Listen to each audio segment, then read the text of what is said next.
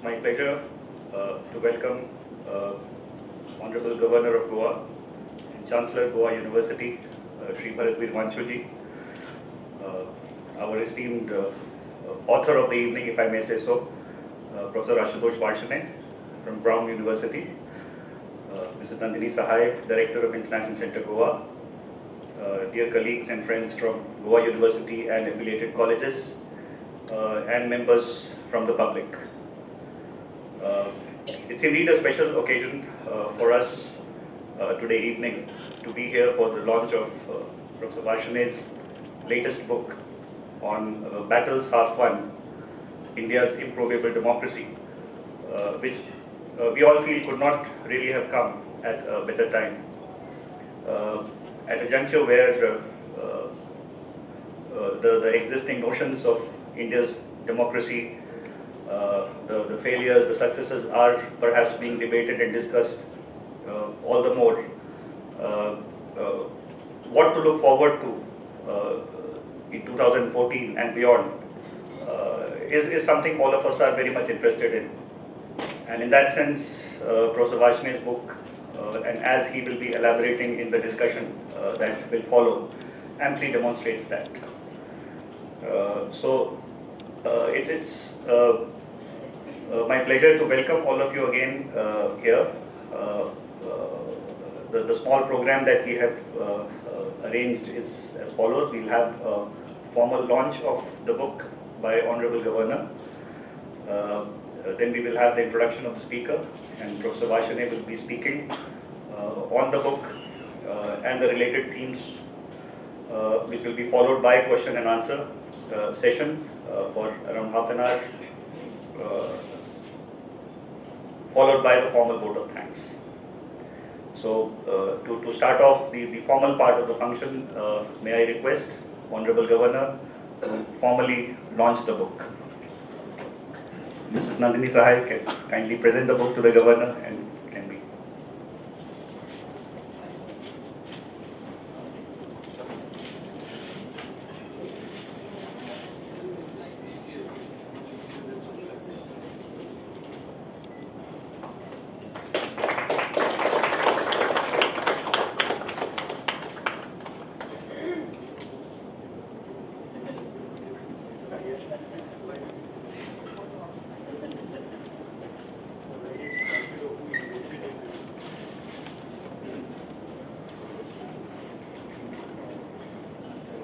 I have the pleasure of introducing Professor Varshane to this gathering. Although he does not need an introduction to most of us, this is his second visit to Goa within a span of 2 weeks. He was here with us for a conference organized by the Department of Political Science, Goa University, on India's political economy in crisis. And he promised us that he was going to come again. We are so happy that you could finally make it here, sir. Professor Varshane joined the Brown University in January 2009. Previously, he taught at Harvard University and the University of Michigan at Ann Arbor. He was the 2008 winner of the Guggenheim Fellowship and the Carnegie Scholar Awards. His Ethnic Conflict and Civic Life, Hindus and Muslims in India, which was published by Yale in 2002, won the Gregory Lubet Prize of the American Political Science Association. His book, Democracy, Development and the Countryside, Urban-Rural Struggles in India, published by Cambridge in 1995, in its PhD dissertation form, won the Daniel Lerner Prize at the MIT. His research and teaching covered three broad areas: political economy of development, Indian politics, and ethnicity and nationalism. His academic papers have appeared in World Politics, Perspectives on Politics, Comparative Politics, World Development, Journal of Development Studies, and many other very distinguished journals. In addition to professional journals, he also contributes guest columns to leading newspapers and magazines. He is currently working on India's rising cities, the North-South economic divergence in India, and a multi-country project on cities and ethnic conflict. In fact, keeping in mind his very, very wide array of expertise, we have requested him to be more engaged with our department and possibly contribute also to the recently instituted chair on political economy studies, which has been introduced by Goa University. He also served on the former United Nations Secretary General Kofi Annan's Millennium Task Force on Poverty, 2002 and 2005. And he has also served as an advisor to the World Bank and the UNDP. His detailed CV runs into scores of pages, and I don't think I really need to elaborate on all that. So, ladies and gentlemen, I have the pleasure of presenting Professor Ashutosh Marshane before you. Thank you very much, Rahul, for your undiminished affection. Thank you, Honorable Governor, for presiding over, and thank you, Ms. Sahai, for co-hosting this.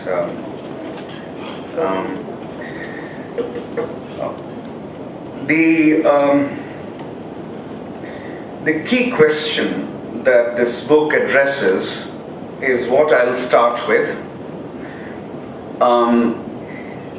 Then I will summarize some stunning recent research that's not mine, but it has presented the Indian experience in a comparative light more clearly than ever before, and established that India's democracy actually is a very big surprise. So I'll present that profile for you. Then I'll ask why a very improbable scenario became possible. So the distinction between the improbability of a phenomenon and the possibility of that phenomenon. I'll explain that. That is what is to be explained. And then I'll turn to some failings and unfinished quests of Indian democracy, and then you'll see why battles are only half won and not fully won. And that's the part of the lecture which will very directly plug into the current developments in Indian polity, the inadequacies of Indian democracy, not the achievements, it's the inadequacies which are emerging, which are generating some new trends. So the key question is this. Whatever one can say about the quality of Indian democracy, and the critiques are many, and the Aam Aadmi Party has launched a very serious critique. There is a prior question that is not often asked and must be asked. Why has Indian democracy lasted for so long? Why did India not become a Pakistan, a cousin, or a brother, whichever way you wish to see it, which shares so much with India but has not been able to practice democracy? Or even in Indonesia, another country that I've studied at great length, India, Indonesia, and Pakistan started poor and democratic, but in India, democracy survived, and in Pakistan, it did not, and in Indonesia, it's trying to stabilize itself. I think it's taking fairly confident steps toward democratic stability now. We should also note that in the West, universal franchise came much after the Industrial Revolution, after incomes had reached a fairly high level. India actually is the longest surviving low-income democracy in history. Longest surviving low-income democracy in history. Typically, to put it somewhat colloquially, but not entirely imprecisely, democracy historically has been a rich country's game. Right? And so that's why, and I'll give you some data very quickly on which will establish this even more clearly. In other newly decolonized nations in the 40s and in the 50s and 60s, democratic commencements were common, as many instituted, almost all instituted vote and political freedoms, but democracy was not a primary or unflinching commitment elsewhere. If Asian, African, Latin American elites thought, even Southern European elites thought that democracy came in the way of achieving the objectives of national unity, social justice, or whatever else they thought was important, it was tossed aside and an authoritarian embrace was often made.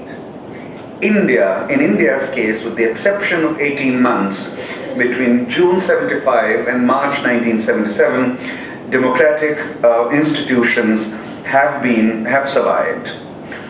And the new wisdom of the field of political science or democratic theory is that democracy can be established at any level of income. You can be very poor and democracy can be established at that level of income, but democracies don't survive at low levels of income.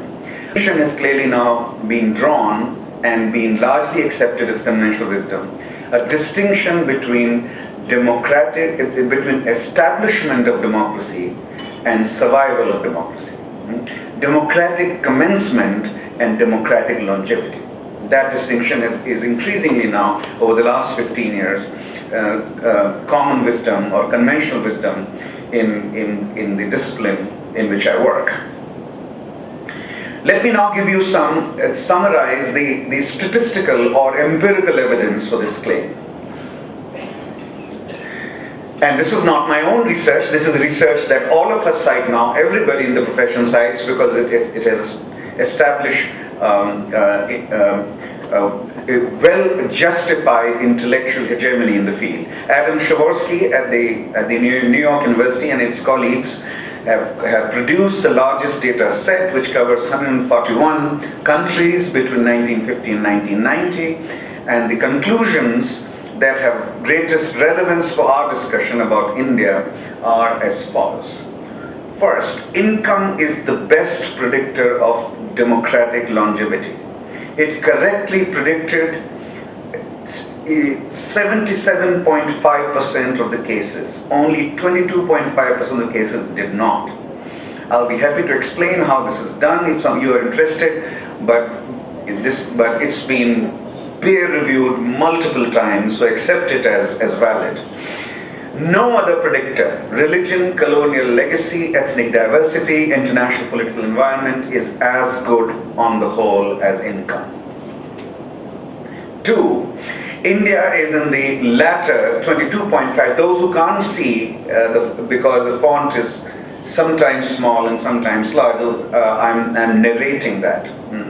So India is in the latter 22.5% set. Indeed, if we consider only decolonized countries, the claim about India can be made even more specific. Democracies that emerged from decolonization survived only, and here is the list, survived only in India, Mauritius, Belize, Jamaica, Papua New Guinea, Solomon Islands, and Vanuatu. That's the list. The other, and Pravorsky and his team, they add, and I cite, the most surprising case in India, which was predicted in this large data set as a dictatorship during this entire period, the odds against democracy in India were extremely high, unquote. The third important conclusion of this very highly respected study is that if India is the biggest surprise on the low income side, Singapore is the biggest surprise on the high income side. Singapore should not have been authoritarian at $47,000 per capita. Right? There are some other countries you can add to that, but they will be all oil monarchies. Outside this set of oil monarchies, no country in the world has a per capita income of $20,000 plus and is undemocratic. Singapore is the lone exception there. So there is this interesting result of this study. India, the biggest surprise on the low income side, and Singapore, the biggest surprise on the high income side. why is it so hard to practice democracy at low levels of income? India's per capita income today is about $1,800. At today's prices, the per capita income in 1947 was roughly $200. In this, if that, in this range, $200 to $1,700, in this range, no country has practiced democracy for so long. That's what the claim is here, right? But why is it so hard to practice democracy at low levels of income? My profession is wrestling with this question. Some reasonably good answers are available. The best answer, which is generating a fair amount of consensus, can be constructed as follows. In poor societies, government tends to be heavily involved in the economy. Political power can greatly enhance one's economic chances and that of the group associated with the winner, and loss of power can spell a doom. It is not uncommon for this doom to include imprisonment and forms of extreme vengeance. In contrast, at high levels of income, opportunities can be pursued in many other sectors not controlled by governments, in many non-political sectors. After Kissinger stopped being Secretary of State, he formed a consulting company called Kissinger Associates. Repeatedly, secretaries of government, secretaries of treasury, and cabinet members of the cabinet in America, when they cease to be in office, they start companies which do quite well, or they join companies on Wall Street. So this is the argument. Then is this is an illustration of the claim that at high levels of income, opportunities can be pursued in many sectors not controlled by the government. Political defeats do not entail a rapid and comprehensive closure of opportunities. Defeats are easier to accept when they do not lead to painful economic sunsets. Right? This is basically the wisdom that is. I'm sure this will be qualified further. We'll say more in 5 years, but most people in my profession would agree that this is a very reasonable hypothesis for the reason why it's very hard to practice democracy at low levels of income. Be that as it may, India's democratic surprise now is clearer than ever before, but by their very nature, statistical arguments tend to be probabilistic, not deterministic. They establish the odds. They are not about certitudes or certainties. India's democracy was highly improbable, now it's clear, but not impossible. That is the meaning of improbability. Improbability is not equal to impossibility. We need to ask, therefore, what made the improbable possible, or what made the improbable so real. The reasons for the survival of Indian democracy can be, my book argues, can be categorized into two types. Some structural features of Indian society, enduring structural features of Indian society, and some political issues, the act of political creation. That is to say, how leaders, organizations, institutions dealt with the enduring features of Indian society, constructed strategies, developed institutions, deepened them or weakened them. So this is the task towards which we have to now focus our attention. As far as the structural features of Indian society are concerned, I won't spend much time on that. They are very well understood. The basic argument in the field is, and I've been a participant in this argument that I'm summarizing. The basic argument is that India has cross-cutting identities. Cross-cutting identities, I'm not going to spend much time on the first factor, dispersed identities. The cross-cutting, not cumulative identities. Let's begin with an example. Sri Lanka, in our field, is viewed as a very clear illustration of cumulative identities. Meaning what? Tamils are not only religiously distinct from the Sinhalese, but also linguistically distinct and racially distinct. In Malaysia, the Chinese are distinct from the Malays religiously, linguistically, racially.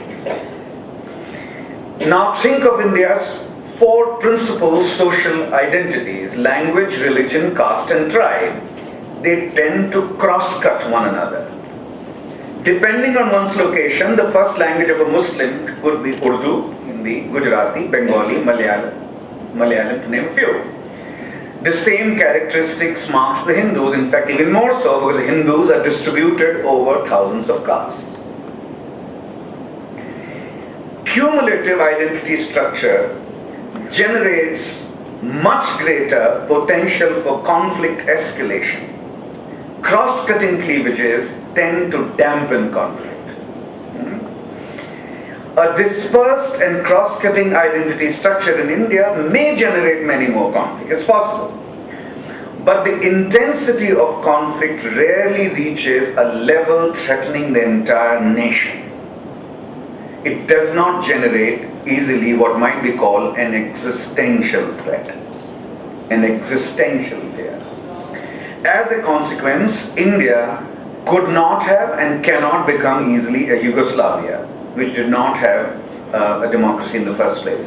And how the cumulative and this, cross-cutting identities apply to Pakistan, I'll be happy to take up in Q&A if you're interested.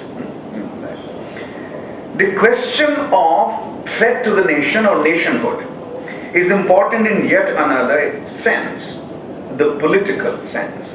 The political arguments to be separated from structural arguments. India was not only an unlikely democracy, now it's clear, looking back, looking at democratic theory, but looking at the theory of nationalism, the other field of my work.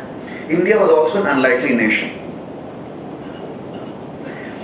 The construction of nationhood, made possible by the freedom movement and led by Mahatma Gandhi, was a political enterprise, and so was the consolidation of the nation after independence through political practices and institutions under the leadership of Jawaharlal Nehru. I will argue that if Gandhi was the father of the Indian nation, as all of us believe, was an overwhelmingly large proportion of the nation would argue, then Nehru is the father of Indian democracy. I will make that claim, and I will give you. First, let me go through the creation of the nation, and then we come to consolidation of the nation. The argument about the relationship between nationhood and democracy is essentially separable into two very important claims in the field. The first claim, that nationhood is a prerequisite for democracy. If a nation has not been constructed, democracy cannot function. An argument that goes back to John Stuart Mill, father of modern liberalism. And I'll cite this core claim of John Stuart Mill, made as early as 1860s. And the second, also an enduring observation, that India's radical diversities made nationhood virtually impossible. And then I will argue how Gandhi responded to this challenge. The challenge posed by these two claims. So the claim was essentially that since India could not be a nation, given its radical diversity, it could not be democracy either. Now, let me give you three specific examples of the three very important examples of these two claims. Here is John Stuart Mill, one of the formidable figures in political philosophy. It is in general a necessary condition of free institutions that the boundaries of government should coincide in the main with those of nationalities. Mill thought linguistic diversity was a special, virtually insuperable hindrance to nation making. Mill argued one language, one nation had to be the formula for nationhood. And that turned out to be the European formula for nation. One language, one nation. Mill's proposition can be translated in today's language. Regular democratic elections are about who should run the government of the nation, not about whether one should accept the nation at all. The latter is decided by referenda, not by regular elections. You need to make an analytic distinction between referenda, referendums, and elections. If regular elections turn into battles over sovereignty, they are likely to be bloody and likely to break democracy down. For periodic elections to have meaning, the basic political unit should not be in question. That's why national feeling is a prerequisite for democracy to function. This is the claim. Right? And then the next part of the claim is that India could not be a nation. Here is arguably the most famous British observation. Mill also argued India could not be a nation in representative government. There are sections of the book about India, the impossibility of Indian nationhood in 1868. Then you have John Strachey, perhaps from the British administrative side, one of the highest administrative officials of British colonial rule, during British colonial rule, making the following claim. There is not and never was an India or even any country of India possessing, according to any European ideas, any sort of unity, physical, political, social or religious, and the next part is widely viewed or was widely viewed as a profound observation. It was actually. And I will say something about that. And that men of Punjab, Bengal, the northwestern provinces and Madras should ever feel that they belong to one Indian nation is impossible. You might with as much reason and probability look forward to a time when a single nation will have taken the place of the various nations of Europe. Unquote. This is a claim that India is a civilization like Europe. India is not a nation. European civilization has 20 odd nations. Similarly, Indian civilization, when the British left, would have 20, 30 odd nations. The distinction between civilization and nation. A civilization is a cultural construct and a nation is a political construct. Building a nation, to use the famous words of Ernest Gellner, a dominant figure in the field of nationalism, now deceased, former professor at Cambridge, building a nation, to use Gellner's word, is, quote, to endow a culture with its own political roof. Building a political roof over your cultural head. And the claim was India was going to have many political roofs because there were many cultures in India, and each culture of this civilization, linguistically defined also, would have a nation of its own. Roughly similar claims were made by another towering figure of 19th century, Mark Twain, now a towering literary figure. Here is what, after traveling in India in 1896, published in 1899, traveling in 1897, this is what Mark Twain had to say. He really admired India. You could see that. India had the first civilization. She had the first accumulation of material wealth. She was populous with deep thinkers and subtle intellects, which he meant. Deep thinkers and subtle intellects. It would seem as if she should have kept the lead and should be today not the meek dependent of an alien master. But in truth, there was never any possibility of such supremacy for her if there had been but one India and one language. But there were there were 80 of them, where there are 80 nations and several hundred governments fighting and quarreling must be the common business of life. Unity of purpose and policy are impossible. Patriotism can have no healthy growth. It is this challenge, turning a civilization into a nation, generating patriotism and unity of purpose, which the freedom movement under Gandhi accepted as its own challenge. And it sought to build what came to be called in Indian discourse, unity in diversity. This project was hugely political. A mass movement would construct a nation despite the odds. And if you think about, if you apply nationalism theory to modern Indian history, it would be fair to propose, and I have written that up so it's no longer an argument which is simply orally discussed, it is fair to propose that perhaps before the 19-teens, maybe Jallianwala Bagh, there was not much national feeling in India. When Bengal was captured in 1757, there were no ripples of protest.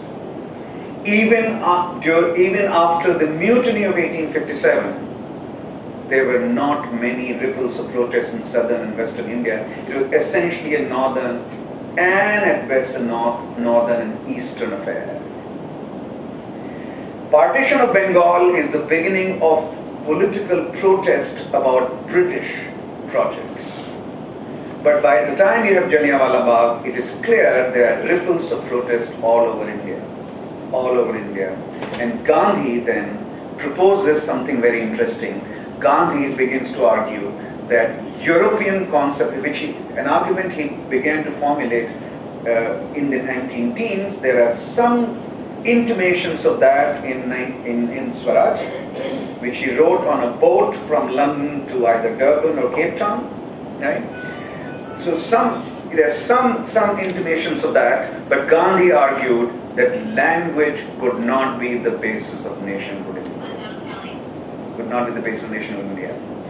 If Indians sought linguistic uniformity, a requirement in Mill's conception of nationhood and other conceptions of nationhood, India would actually not be constructed, but would be destroyed. In India, diversities were far too historically rooted to be erased. Instead, and this is the radical formulation, a second layer of all India identity would be created, leading to what we call in today's language hyphenated Indians. Indians would be Gujarati Indians, Punjabi Indians, Bengali Indians, Muslim Indians, Hindu Indians, Kashmiri Indians, Telugu Indians, so on and so forth. Indians would not be undifferentiated Indians. The Congress Party, after 1920, it becomes a mass political party. Gandhi wins the argument against Jinnah in 1920 on mass politics. Jinnah's argument was that politics was meant for the educated, not for the masses. Gandhi's argument was until we took Congress Party to the masses, we would not be able to build a nation and will not be show national strength and get independence from the British. Right? So this mass project begins formally in 1920, it has origins earlier. Formally in 1920, Jinnah disappears from the Congress Party, Gandhi takes control. So so you have Gandhi then delinking language from religion and coming up with the idea of what we call hyphenated Indians. De-link language from nationhood, even English was acceptable as an Indian language. This is a very radical formulation of Gandhi. This is as early as 1919. When asked whether English should be used in India once the British left, Gandhi's answer was, and this is perhaps in very small font, so I'll narrate it for you. Quote, "I do not want my house to be walled in on all sides and my windows to be stuffed. I want the cultures of all the lands to be blown about my house as freely as possible, but I refuse to be blown off my feet by any unquote." In today's language, this is cosmopolitan patriotism. Let all the winds come in, let all the breezes come in. I will remain rooted, but I will accept all the breezes. I will pick and choose, I'll pick and choose, I will incorporate, but I will still remain rooted. So this is the idea of cosmopolitan patriotism. This is how he justified the use of English.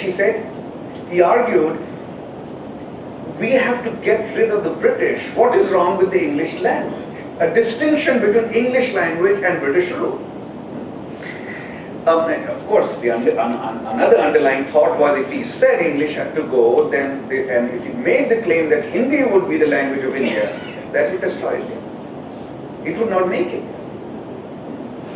There's an argument in some of Gandhi's work, if all of Indians can accept Hindustani, that's all right.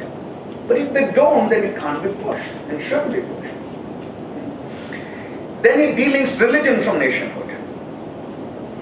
To quote him, if the Hindus believe that India should be peopled only by Hindus, they are living in a dreamland. The Hindus, the Muslims, the Parsis, the Christians who have made India their home are fellow countrymen. So the next step is delinking, because in some circles an argument was emerging that India had to be Hindu. Gandhi responds to that and says, no, religion and nationhood are two separate things.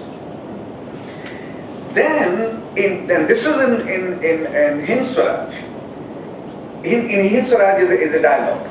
So the interlocutor asks the editor, sir, shouldn't the British be thrown out of India after independence? Gandhi argues, quote, it is not necessary for us to have as our goal the expulsion of the English. If the English become Indianized, we can accommodate them, unquote. So our problem is with British rule or British arrogance.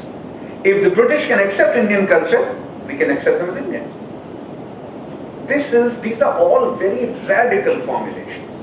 And these are all very, what might be called expansive notions of nationhood. Expansive notions of nationhood. And it is with these ideas that the political roof over the long-lasting cultural configuration called Indian civilization was constructed. These ideas are the foundation of that project. It is noteworthy, however, that Gandhi himself was not very fond of representative democracy. He called, anyway, it takes too far, but conceptually, his ideal polity was one that had local village republics more in line with direct, not representative democracy. If you read Kejriwal's Swaraj, Kejriwal's book is also called Swaraj. Kejriwal repeatedly makes this argument, the very Gandhian argument, that power should come down to the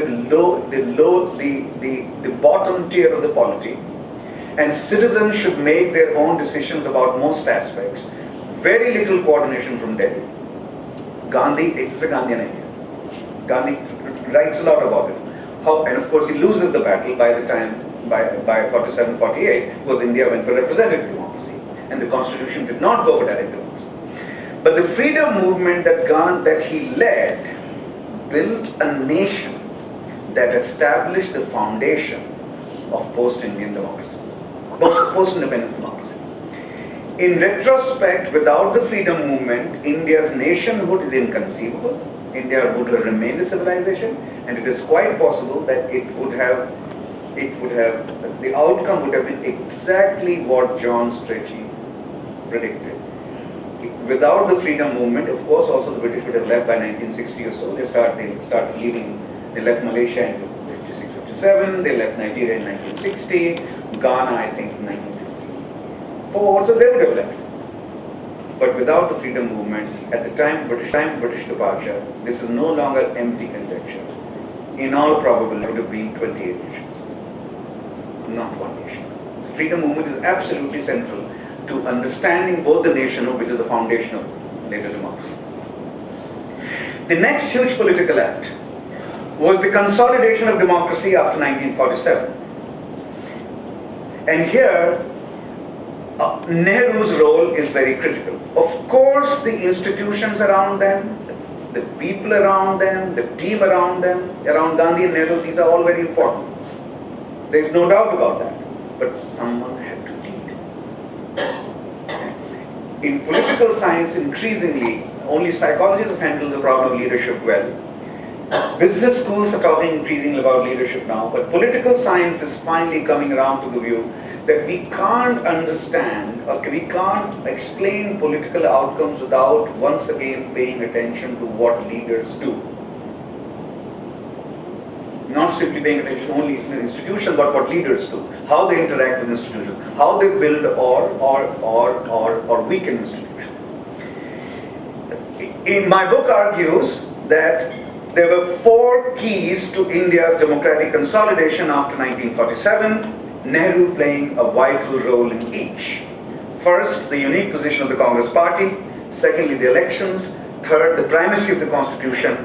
And fourthly, almost as important as the primacy of the constitution, minority rights. And let me explain briefly each point. Political parties. Modern democracy is inconceivable without political parties.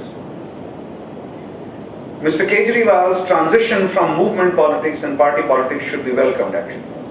Because movements might be necessary in a democracy. Movements don't run democracy. Someone has to govern, right? And the best way to organize political opinions is through political parties, for all their faults. But what do we know? This particular claim is, of course, central to political science, that democracy cannot be run without political parties. NGOs can't run democracies, for example. But what do we know about the role of political parties in the early phase of a democracy as opposed to the later phase? India, since 1998, has had 20 political parties or more forming a coalition and running government. Had that been true in the 1950s, would democracy have survived? 20 odd parties.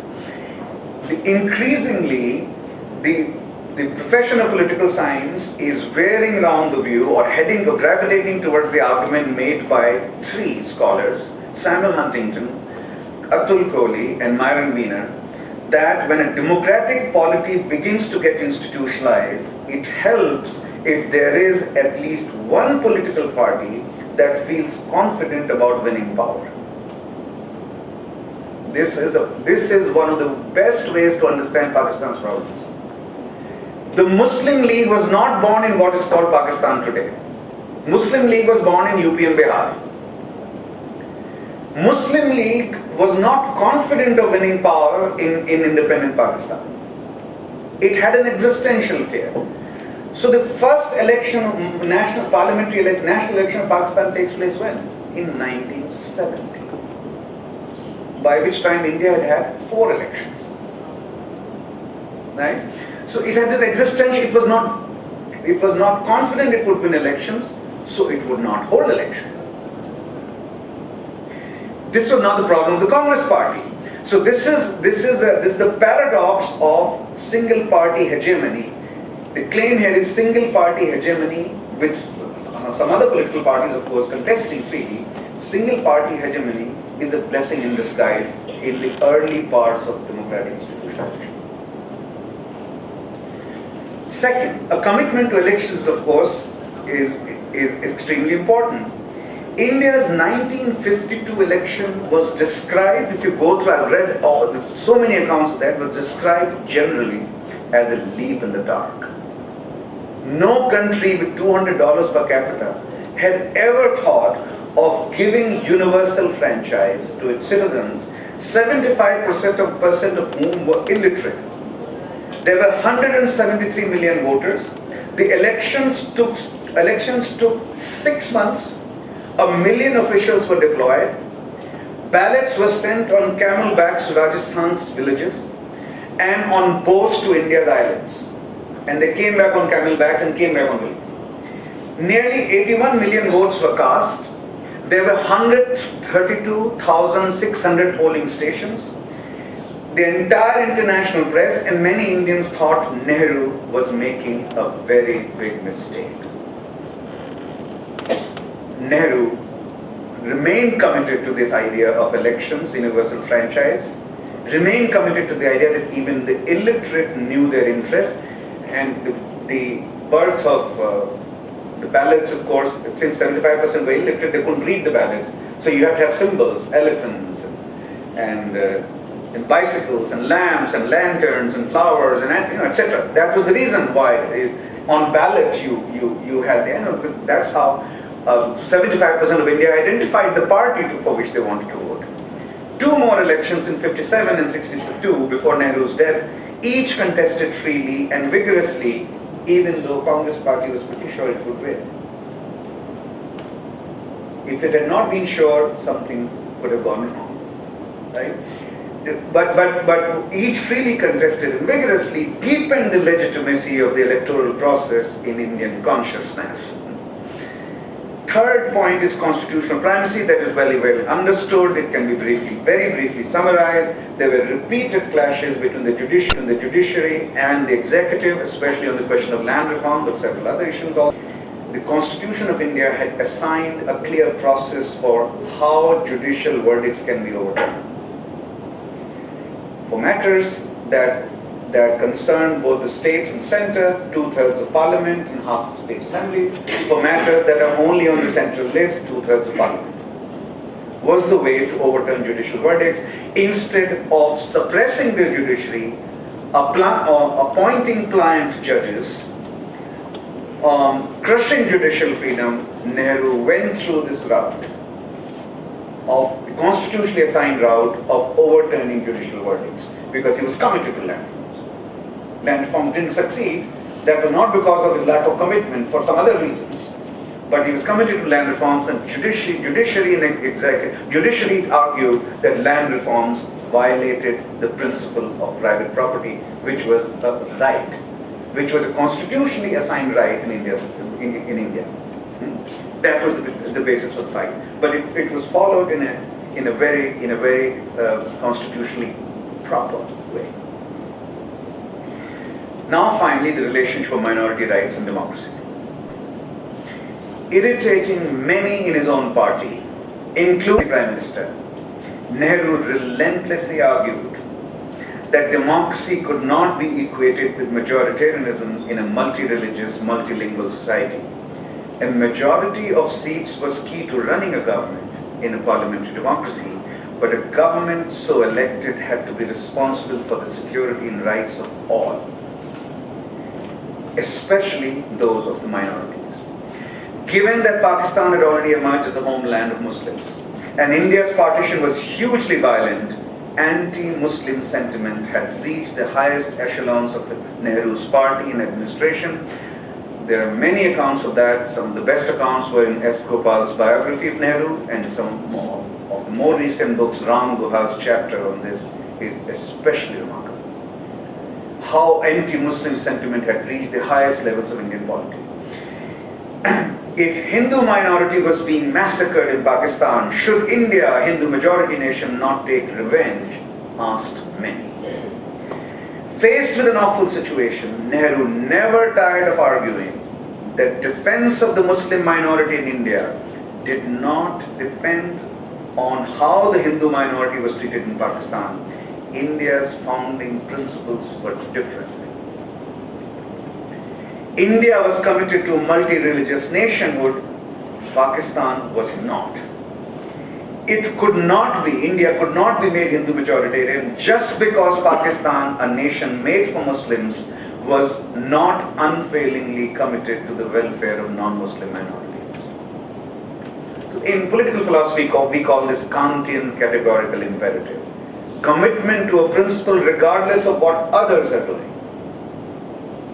Regardless of what others, so that's a categorical, Kantian categorical imperative. Nehru did not know the term, but this is what he's saying. That our treatment of Muslims does not depend on Pakistan's treatment of Hindus. Our principles are different. He also went on to argue that Hindu majoritarianism was a threat both to the national survival and democratic survival. If Hindu majoritarianism came to India, democracy would not survive. A democracy must protect minorities. Nehru died in 1964. Nearly half a century has passed since then. We cannot only refer to Nehru's nurturing of India's troubled childhood as the explanation of democratic longevity. We have to now turn to a more recent era. Political scientists, including me, have argued that the democratic longevity of the last 2 or 3 decades has been most of all preserved by 2 of India's premier and independent institutions of oversight, the Supreme Court and the Election Commission. Both have repeatedly fought the predatory instincts of politicians. To this popular and correct explanation, one more factor needs to be added now. This is a new argument I'm making. I'm trying it out. I'll put it in words. Let's see how people react to it. Despite the many criticisms that can be made, India's political parties have actually become a mainstay of democracy. There are so many parties in power that a multilateral balance of power has come about. At any given point, half or more state governments are run by parties that are not part of the ruling coalition in Delhi. As a result, if a ruling party develops dictatorial proclivities, enough countervailing power is available in the system to oppose it. Parties can easily mobilize citizens, initiate court challenges, launch press campaigns, launch mass protests. Citizens can easily mobilize. It is not that power cannot be abused in India today, it is. But democracy just cannot be easily suspended anymore. The fight for how to make India powerful, more citizen-oriented, is to be separated from the idea of democratic longevity. And I'm coming to that failing now, and that's the next part and final part of this lecture. What are the failings? This is all about democratic longevity. This is all about elections. India, according to democratic theory, is an electoral wonder. But the performance of Indian democracy between elections has left a lot to be desired. India's democracy woos its citizens at the time of elections, but it becomes distant and unfeeling between elections. So, that's one battle which has to be fought. Please note, Aam Aadmi Party is making this argument. In Swaraj and Delhi Manifesto also, it's the Hindi version of Delhi Manifesto is a remarkable document, is worth reading. No, one doesn't have to agree with what they're saying. The core argument is that Indian democracy works very well every 5 years. Right? That itself may be a cause for celebration according to democratic theory. But that's not enough. A deeper democracy, a more meaningful democracy, can be attained or can be achieved only when governments are more citizen oriented between elections. That is the fundamental thing. Other than that, there are some so that's a battle half won. That's one part of the book, right? How to deepen democracy between elections is one part of the book. There are 3 other claims about battles half won. I argue. I didn't have time to develop in detail. I argue that India's founding fathers chose 3 prime objectives among many. This is a selective list. It's possible other scholars would come up with lists that are different. But my reading of the founding documents suggests that our founding fathers said that 3 objectives were prime objectives. National integrity, keeping the nation together. Social injustice, which took the form of lower caste to be given a greater sense of dignity. Social injustice and elimination of poverty. We have data going back to very good data going back to 1961. If you stretch it back to 1947, by the World Bank measure, $1 a day at 91 prices, became dollar point something by 2000 price. But if you apply the dollar a day criterion, in all probability, something like 2/3 of India, in any case 50 to 55% of India, but perhaps up to 2/3 of India was below that line. That's how desperately poor India was. After 2 centuries of British rule, India's literacy rate, after 2 centuries of British rule, was 17% in 1947. And perhaps 25 to 30% of India was above the poverty line. Right? Therefore, elimination of poverty was chosen as a primary objective. I argue in the book that keeping the nation together has been the greatest success of Indian democracy. I argue also that without democracy, India would have broken up. I argue that. India's democracy has given a sense of participation to an overwhelmingly large proportion of its citizens, not all. In distant parts of Northeast, you can find alienation, but even they enthusiastically vote every 5 years, express their choices. Even in the most disaffected part of India, Kashmir, elections have become fair of late, and they generate huge turnouts. Right? They give a sense of participation, a sense of stake. The sense of stake in Indian Union has been increasing, not lowering, because of the idea of democracy, because of the institution of democracy, especially elections. The battle for social justice is, I argue, half won.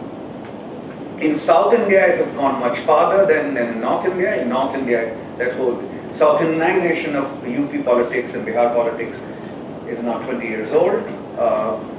In several other parts of India, the caste order is less broken. In South India, almost completely broken. In UP and Bihar, severe assault on caste order, which was highly unequal. Right? And that was part of that's why affirmative action was put in place. It was constitutionally enshrined, affirmative action for SCs, not for OBCs. The OBCs is a later issue. And the biggest failure, I argue, has been on the poverty front. It is an embarrassment that 25% of India is below the income poverty line. And if you think of the multidimensional SEN concept, which includes health and education, then we are talking about, depending on how you measure, 40 to 50% of India, according to the multidimensional SEN notion of poverty, below that line. It has to be called an embarrassment. Right? The basic idea link between democracy and elimination of poverty, to read Nehru, was that as the system gave power to the poor, they would exercise, vote to the poor, they would come to exercise so much power that allocation of resources would go increasingly towards the poor and poverty would be eliminated. Looking back, it's clear, whatever the achievements of Mr. Nehru's politics, there was an intellectual flaw in this argument. This was basically an argument about redistribution. This was not an argument about enlargement of cake. Without a high enough growth rate, redistribution is not a game that can be played. It turns out that between 1950 and 1980, when India was growing at 3.5% per annum and had a population growth rate of 2.1%, which means roughly 1.3% of per capita income growth per annum, right? It is very clear there was no reduction in poverty until 1980. Zero reduction in poverty. Poverty reduction has been, since the growth era began, since roughly 1991-92. Right? So there was an intellectual flaw in the argument. It concentrated on power towards the poor, leading to allocation of resources towards them, without thinking about growth, why growth was necessary, if not sufficient, for that exercise. Let me conclude with, so you can see electoral vibrancy but weak accountability between elections. This is the so-called democracy deficit, or the inadequacy of the system into which AAP is plugging. This is the basic argument of AAP. Let me conclude now with, this is not what is to be done. This is what is to be done. Samuel Huntington, one of the towering figures of political science, one of my mentors, wrote this in 1983 about American democracy. Quote, "Critics say that America is a lie because its reality falls so far short of its ideals. They are wrong. America is not a lie, it is disappointment. But it can be disappointment only because it's also hope." Unquote. Now, is this just a play of words? Actually, it's not. To equality and freedom also have slavery. And after slavery ended in 1865, how could it still deprive the African American community, more than 10%, right, of voting rights till 1965? Right? So, and then there's also a question of how the Chinese were treated. Chinese were brought in as coolies to make railroads. How the Japanese were treated during the Second World War. They were interned. There were internment camps for them, for the Japanese in California. I visited Little Tokyo Christmas in Los Angeles. They took all the Japanese away from that part which is called Little Tokyo now. They've been resettled now. They were interned. Right? So what he's saying is that a lot of critics of America have said these are such flat contradictions that America has to be called a lie. Huntington made the argument about the gap between realities and ideals. The ideals of America's Declaration of Independence were so high blown that it is not easy for society to realize all those ideals. It is getting closer to them and closer to them. That's why it's a hope. Getting closer and closer to those ideals, it's a disappointment because this process of closing the gap between ideals and realities should have been quicker.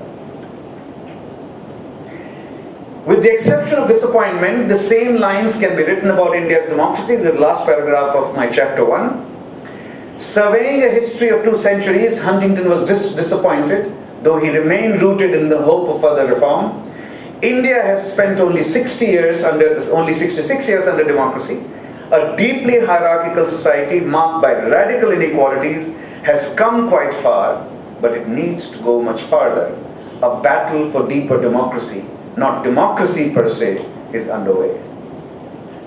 It's a line which is also in Kejriwal Swaraj. We don't know each other actually. I have not consulted with him. I have not provided any advice to him. But this is a line in Swaraj also. The argument is that India's democracy has to function much better between elections. That's a democracy deficit which has to be taken up. And the 3 other objectives I talked about, namely the elimination of poverty sooner than later, and the injustice of the caste system has to be not just a South Indian phenomenon, but an all India phenomenon. Thank you very much. Friends, ladies and gentlemen, well, I must say that was a brilliant presentation, and definitely all of us here would really get enthused to read his book, the gist of which he has just shared with us. Clearly, Professor Varshney is an optimist. Otherwise, he would have named his book as Battles Half Lost. Well, I think that's the most encouraging message out of it, and I, for one, am also an optimist, and I also do firmly believe that democracy is here to stay, no matter what some of our doomsday predictors may have to say. And that I would also say that largely it is also due to the strong foundations that were laid by Gandhiji during the freedom struggle, and subsequently by the absolutely far-sighted policies of Pandit Nehru, both of whom somehow we seem to have forgotten, or India seems to have forgotten, and in some measure I would say that some of the problems that we face are because we seem to have forgotten those ideals and those principles. And if we stick to some of those lofty ideals, perhaps we could do better. But as I said, I am an optimist, I also feel that I think what ails our democracy or within the politics or the bureaucracy is that we need to give up the kind of feudalistic attitude that many of us have. And I've been saying this for the last couple of years, or maybe more even before I retired and was in government, and would tell my colleagues that if you don't give up this feudalistic approach, if you don't surrender it yourself, it will be snatched away. And that is something that I think those in authority, those in power need to understand. And if they can understand that, I'm sure what Professor Varshney said, that democracy between the elections would also start working and functioning. That mindset has to change. And perhaps, in a way, we have to improve our national character as such. I also firmly believe that we don't serve anybody's purpose by one section criticizing the other, be it the politician, the common man, the bureaucracy, the forces, the security forces. Because at the end of the day, all of us come from the same stock of the same Indian society. Whether we are in corporate business, whether we are in government, whether we are in politics, whether we are in bureaucracy, we come from the same stock of society, and I think we have our equal share of efficient, inefficient, corrupt, honest, dishonest people. So rather than one section blaming the other, I think if all of us together look within and introspect and try and improve ourselves, I think we would do better. We would function between the elections, as I just said. And I would only once again congratulate Professor Varshney for this brilliant presentation which he made, and I'm sure it would motivate all of us to read his book at speed. Though sometimes, when you get the gist of it, you feel, okay, then why read it? You've already got to know what he's written in that. So that's a risk you often do face if you make a brilliant presentation. Thank you very much for that presentation, and I would only conclude by saying that I'm an optimist, and I'm sure the country would see better days ahead. Thank you. College of Goa University. Thank you, sir, for a very nice presentation. But a lot of debate is going in India and all over the world about Aam Aadmi Party. How Aam Aadmi Party is going to be challenging talk for the forthcoming elections in Lok Sabha? I also write a column for Indian Express, and the next one which I am writing, which I'll write either tonight or tomorrow, is about precisely this question. Right? So,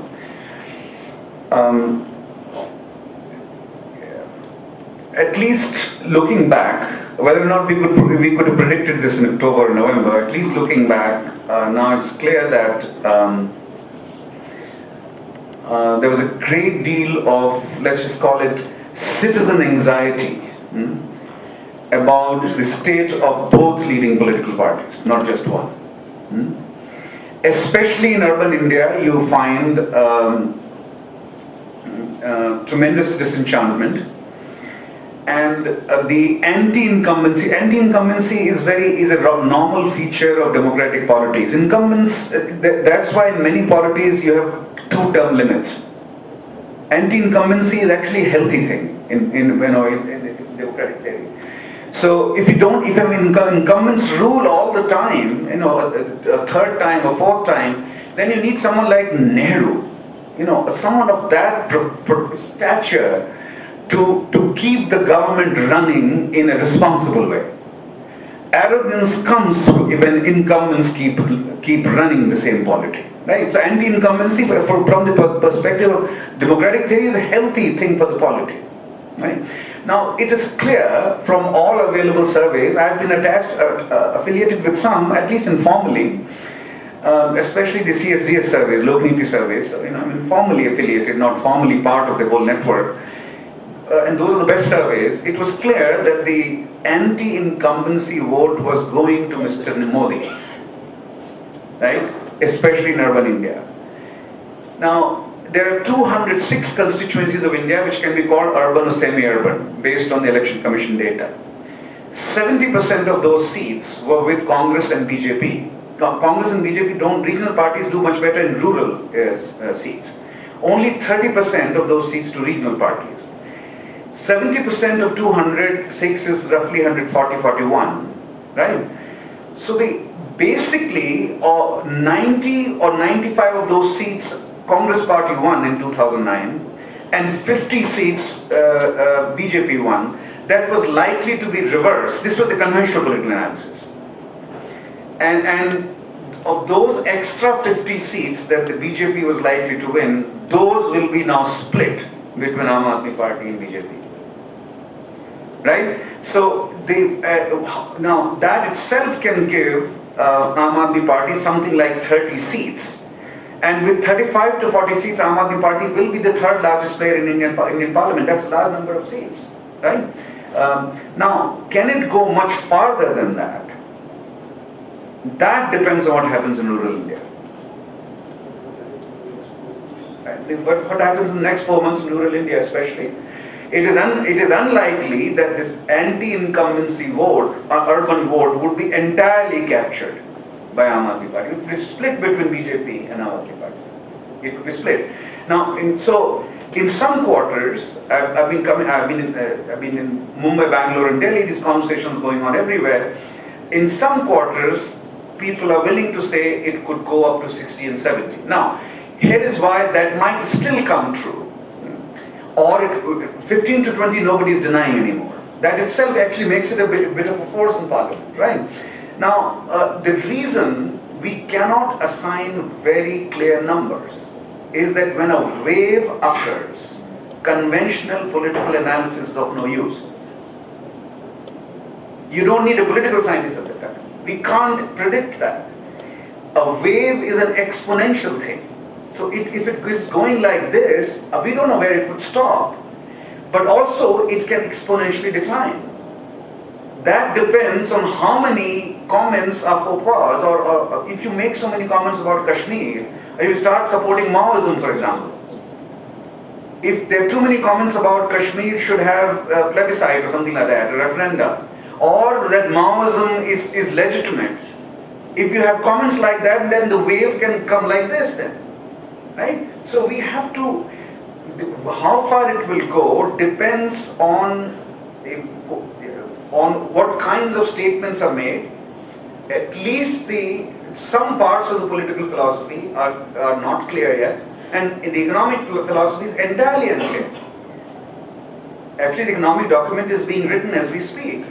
If you say, as some members of Aam Aadmi Party have said in the past, that we can't have any private institution, educational institutions, all power companies would be nationalized, all natural resource companies would be nationalized, and private sector cannot be trusted at all private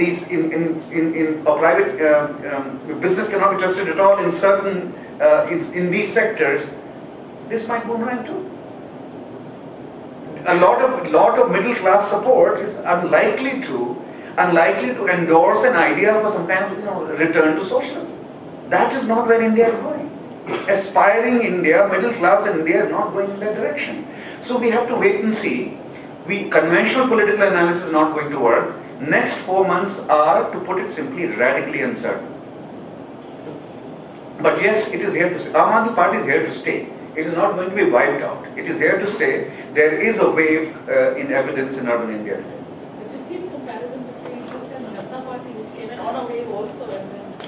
Yes, so this would be certainly, maybe one paragraph would be on this. What is this comparable to? Right?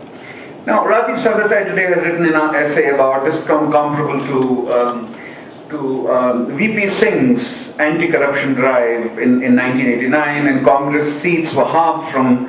He should have mentioned that. I mean, the data is very clear. Congress had 405 seats in 1984, and it came down to 197 in 1989. Now, the reason this is not very, and I would disagree with that comparison, and I would pursue the 1977 is this. VP Singh didn't come out of a movement. VP Singh was part of an establishment. He left the government, and there was an anti-corruption plank, certainly, but it's not that VP Singh was organizing civil society organizations all over India, right? So he was actually part of the establishment and left, and there was an anti-corruption plank. So this is actually coming out of a movement. There was a 13-day fast unto death on Ram Leela Maidan, which was attracting thousands of people, thousands of new people every single day, right? George Fernandez was also there. Yes. So 1977 actually is a much better comparison. Of course, it was not a movement, but it spread. It was a wave, and it consumed the Congress Party in 1977. The reason the 1977 is also slightly different, perhaps substantially different, is that rural India, rural North India also voted Congress out. Right? Why? Because the family planning drive had led to so many atrocities. Right? I mean, thousands of old people were picked up from the fields and sterilized. Because people had to show every government official had to show how many sterilizations he could get. The promotions stopped. Right? Now that made government extremely unpopular in rural North India. Family planning drive was not so extensive in South India. Right? Congress did actually very well in South India. From North India it was wiped out. Mrs. Gandhi lost the election. Sanjay Gandhi lost his election. Right? For all the faults of UPA 2, there is nothing like a draconian family planning drive that was in evidence in the last 5 years. Right? So it is not clear how rural India would react to the current incumbents. This is where the Janata wave is different from what's happening now. It is true that they didn't have an economic philosophy in place. It is true that their political agenda, the elections were announced sometime in January, by February, and by late March, early April, the government was gone. Right? It was away. And it had the same quality, the exponential quality. You couldn't predict the exact number. It just went like this. So we have to wait and see. But nothing as draconian as a family planning drive has been launched by UPA. Therefore, I don't expect rural India to turn completely against UPA. Right? That's where the seats will be. Whether, for example, in Delhi, the speculation is that the Congress would drop below 100. That may well turn out to be true. It's as of now, that is a very strong possibility as of now. But that will be a lot of rural seats. Most of those will be rural seats. Before you talk about draconian policies, that's family planning. Yeah. But here you talk about corruption taking the same, that's also a draconian. See, so our surveys are showing the corruption is issue number 4. Issue number 1 in all of corruption is issue number 1 in urban India. Right? But nationally speaking, it becomes issue number 4. That means for corruption is issue number 5 or 6 in rural India. Right? For all our objections to corruption, we have to understand that rural India functions differently. Right? It is quite possible to argue, and this is a project that I am about to launch with my Professor Pradeep Chapar, colleague at Berkeley.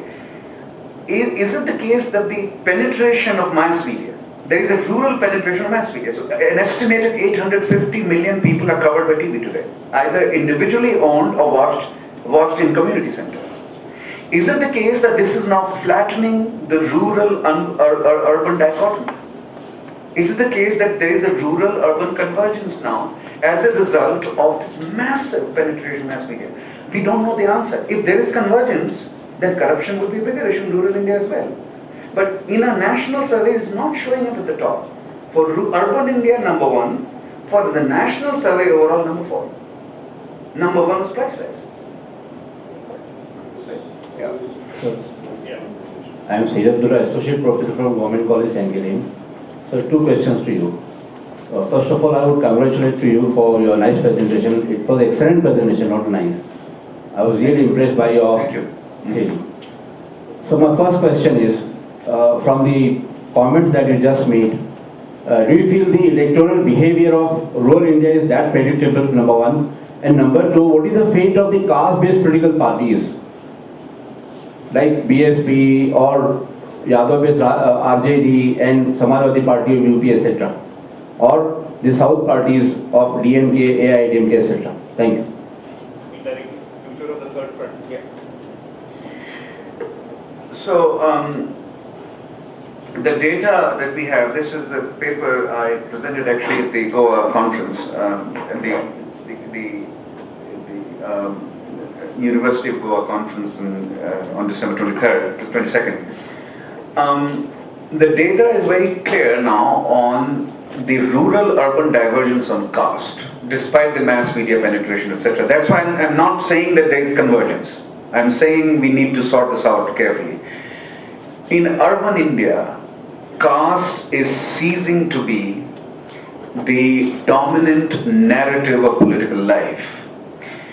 The caste, there is very good experimental research which shows something which we've known for a long time, that Dalits want to marry up.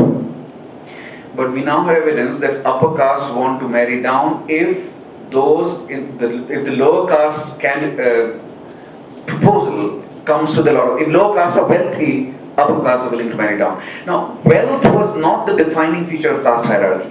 It was pollution and purity and endowment. So our data is beginning to show that caste is becoming some kind of interest group in urban India. Not a device which organizes society through pollution and purity and endowment. If you're going to marry down, you actually undermine the caste system. Right? You're marrying down for wealth. Right? Wealth was not the issue in the traditional caste order. Now, if caste becomes an interest group as a way to organize people and extract resources, right, then this is not caste anymore. Therefore, as India becomes more and more urban, you should expect caste parties to become less and less significant. Their hold over Indian polity is primarily because rural India, according to us, has been functioning differently. Now, if there is a rural-urban convergence appearing over the in the next 5 or 10 years, that should also help caste party, because that means caste will start becoming an interest group in rural India too. Right? So, if we find in rural India evidence of marrying down for wealth, that is not good for caste party. Right? Therefore, now of course DMK and ADMK have to be distinguished from Samajwadi and Samajwadi Party and the various Janata Dals in Northern India. Why? Because DMK and ADMK are now beyond caste. They can easily have a Brahmin leader without ever thinking that it's a Brahmin leader. He's part of the political community now. Jayalalitha is Brahmin, half Brahmin at least. So was MGR. So the anti-Brahmin battle has been won. Lower castes are confident enough to have either any kind of leader, whether lower caste leader or upper caste leader. So the caste politics of Tamil Nadu is not the same as caste politics of UP and Bihar. They are beyond caste now. On the whole, this is a statement which is about the central tendency. There will be some variation around this tendency, but this is so the answer to you is the future of SP, BSP and the various Janata Dals in northern India is not very safe as India urbanizes.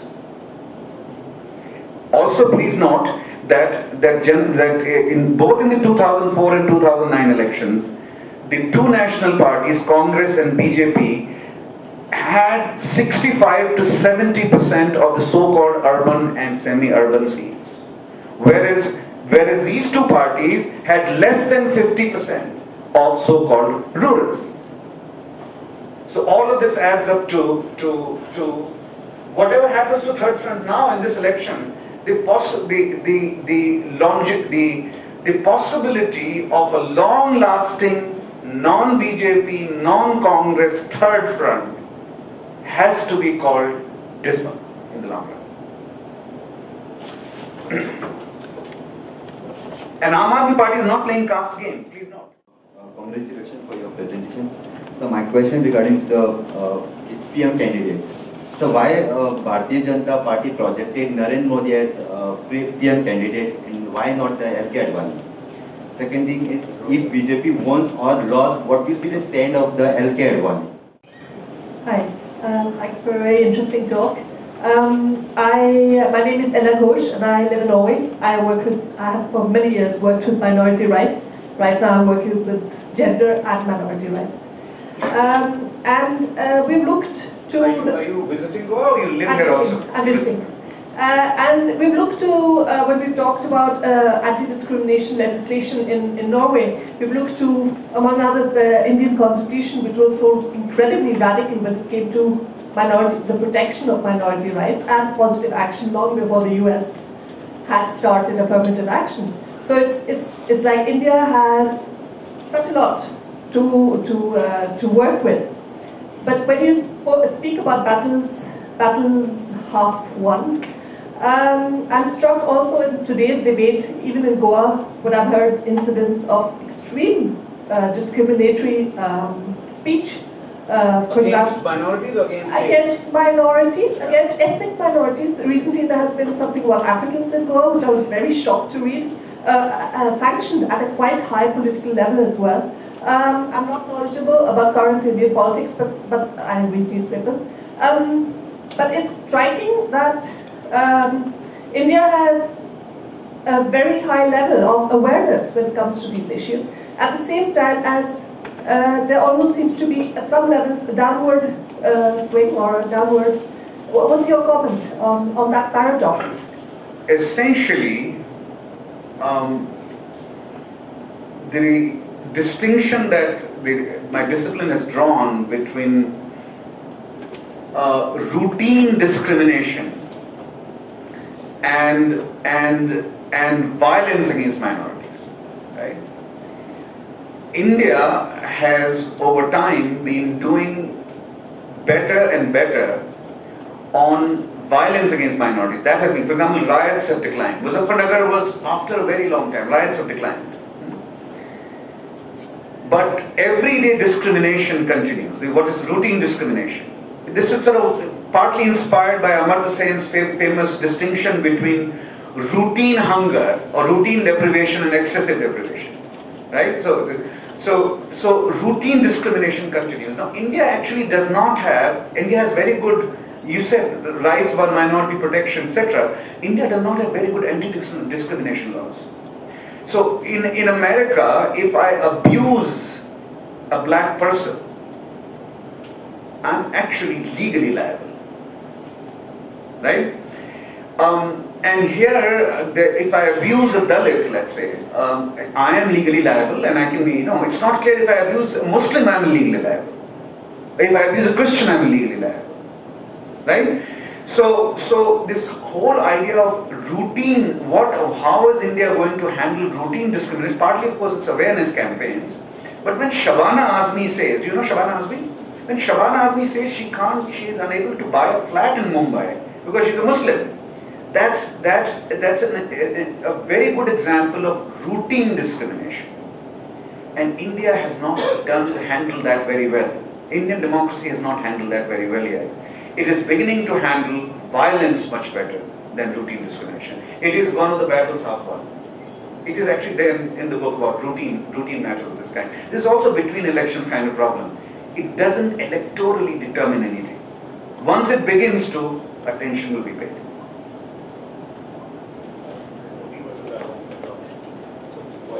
What do you say, Advani? You see, Mr. Advani has very reluctantly accepted Mr. Modi, as have many other leaders. And you would expect in a political, this is not unnatural in a political party. This is true of Republican parties, it's true of Democratic Party. If there had been open primaries, if India had a system of primaries, then this would be electorally settled. And the winner would be winner and the loser would be loser. Right? Because we don't have primaries, we always have, now BJP is becoming a normal party, which means there will be disaffection of this kind. Now, it is very clear to political observers like me that if Mr. Modi gets 200 seats, India will be changed, both BJP and India will be changed very significantly.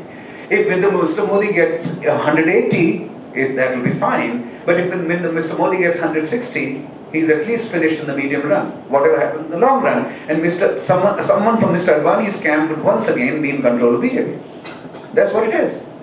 So, you know, Delhi में अगर आप हिंदी में बहुत अच्छी तरह से कहा है, हिंदुस्तानी में अगर 200 आ जाएं तो बात बढ़ जाएगी, अगर 180 आए तो बात बनी रहेगी, और 160 आए तो बात खत्म. There's a good way. See, political strategists talk like this. This is very interesting way of thinking about it, right? There are enough rivals within the BJP, enough rivals for Mr. Modi. They are obviously gunning for him. If he gets 160, they are very happy, right? They have only reluctantly accepted him. And if he gets 200, they will be very unhappy, and they will be out of the party. That's normal politics. That's what it is. Honorable Governor and Chancellor of Goa University, Shri Bharatveer Vanchu, Professor Ashutosh Varshney, Professor Rahul Tripathi, ladies and gentlemen, it gives me immense pleasure to thank you all for coming here today. I thank our Honorable Governor for taking time out from his busy schedule to launch Professor Varshney's book, Battles Half Won, in just Improbable Democracy. And I'm also grateful to him for giving such a wonderful talk on this, and it was very lucid and it was in layman's language totally, which I think was enjoyed by all of us. This program is the first of our curtain raisers for the Goa Art and Literary Festival, to be held in the latter part of the year. I'd also like to thank Professor Rahul Tripathi from the Department of Political Science, Goa University, Penguin Viking, and also Ford Foundation for supporting Professor Varshney's visit. I'd like to thank the Goa University, of course, for their collaborator and contributor efforts, to all those in the audience for coming here. Professor Varshney's book is available outside, and he'd be very happy to sign them. I think all of you should go and get it after all this wonderful talk that we had. Thank you very much for coming.